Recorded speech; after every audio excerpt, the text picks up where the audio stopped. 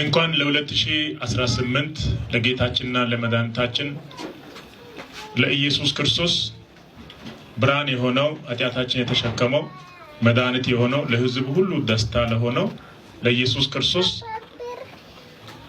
የክርስትና ሃይማኖት ተከታዮች ሁላችሁም በአገር ውስጥ ያላችሁ በአገር ውጭም ያላችሁ መድኃኒታችን ኢየሱስ ክርስቶስ ልደት በዓል እያከበራችሁ ያላችሁ ሁላችሁም በፋሲካችን ክርስቶስ ዓለም አቀፍ ቤተክርስቲያን ስም እንዲሁም በራሴ ስም እንኳን አደረሳችሁ እላችኋለሁ።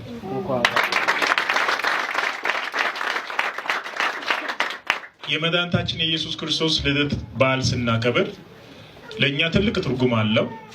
አንደኛ በነቢያት አፍ የተነገረ ትንቢት ሁሉ የተፈጸመበት፣ ብዙዎች ደግሞ ይጠባበቁ የነበሩ መሲሁን ድንግል ትጸንሳለች ወንድ ልጅም ትወልዳለች የተባለው ሱቁ የኢየሱስ መወለዱን መሲሁን ይጠብቁ ከነበሩ ሰዎች መካከል አንደኛው በመጽሐፍ የተጻፈው በግልጽ ያወራው ሲሞን የሚባል ሰው ነው። ኢየሱስ በተወለደ ጊዜ ሕፃኑን አቅፎ መዳኑን ነፍስ አይታለች ብሎ እግዚአብሔርን አመሰገነ። እሱ አምላክ ነው፣ መጀመሪያ የነበረ ነው። ነገር ግን ሰው መሆን ስጋ መልበስ ትልቅ ምስጢር ለእኛ ስላለ ኢየሱስ ክርስቶስ ልደት በዓል ደግሜም እንኳን አደረሳችሁ።